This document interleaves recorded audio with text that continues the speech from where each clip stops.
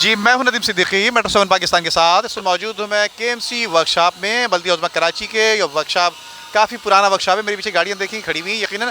और केएमसी में जिस तरह से मसाइल हैं, और ख़ासतौर पर आज आपको बताता चलूँ कि आज की जो हमारे यहाँ पहुँचने का मकसद है, यहाँ पे हमारे साथ मौजूद है सैयद ज़ुल्फ़िकार शाह। सैयद ज़ुल्फ़िकार शाह जो जाने बचाने हैं और काफ़ी मज़दूरों के हवाले से काफ़ी खिदमत अंजाम देते रहे हैं। ये बड़ा अहम इशू है, क्योंकि लोगों की जानो माल की हिफाजत करना जो है ना, फायर ब्रिगेड की बुनियादी जिम्मेदारियों में से, और ये फ़ौज के बाद दूसरी बड़ी दिफाई लाइन है।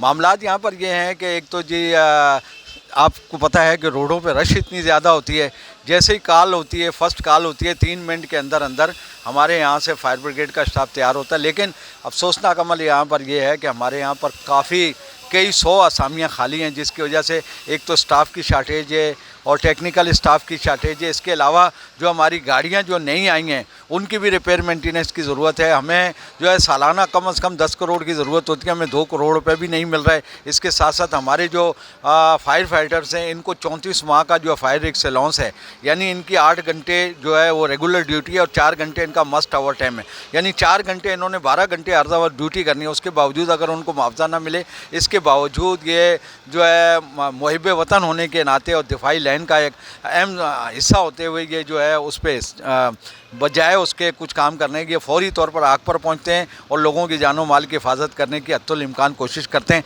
लेकिन आपको पता है कि सहूलतों का बड़ा फुकदान है, पानी का निज़ाम नहीं है। अगर वाटर बोर्ड हमारी हेल्प ना करे इसमें, तो हम जो है बिल्कुल भी इस काबिल नहीं होंगे। हालांकि बैनुल अक़वामी कानून के मुताबिक हर फायर स्टेशन में और हर अहम शाहराह पर जो है एक ड्रिलिंग होती है और कुओं का निज़ाम होता है, वहाँ से ये पानी सक करते हैं। लेकिन आप देखें कि ये जो शाहराह फैसल पे भी जो आग लगी, उसमें भी पानी की शार्टेज हो गई थी, जिसकी वजह से फौरी तौर पर आग मज़ीद बढ़ी, जिसके बाद दोबारा फिर वाटर बोर्ड की गाड़ियाँ आई, क्योंकि रात गए मामला था, टैंकर वहाँ पहुँचे।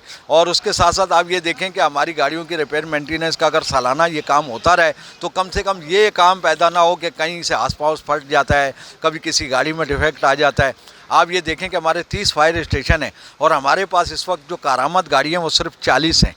हालांकि 55 गाड़ियों की हमारे पास फ्लीट है, 15 गाड़ियाँ मामूली रिपेयर के लिए खड़ी हैं। इसके अलावा जो हमारी 25 पहले की गाड़ियाँ हैं वो भी रिपेयर मेंटेनेंस होने के लिए, उनमें मेजर डिफेक्ट वाली भी गाड़ियाँ हैं, वो डिफेक्ट पूरा नहीं हो सक रहा। इसके साथ साथ अदालत आलिया ने एक हुक्म दिया हुआ है कि भाई इन्हें फौरी तौर पर इनका ओवर टाइम और जो फायर एक्सेलेंस कहलाता है वो अदा किया जाए। इसके साथ साथ मैं आपको ये भी बताता चलूँ, क्योंकि आल पाकिस्तान फायर एंड रेस्क्यू का एक ज़िम्मेदार होने के नाते हमारे सक्खर म्यूनसिपल कॉरपोरेशन के जो फायर फाइटर्स हैं,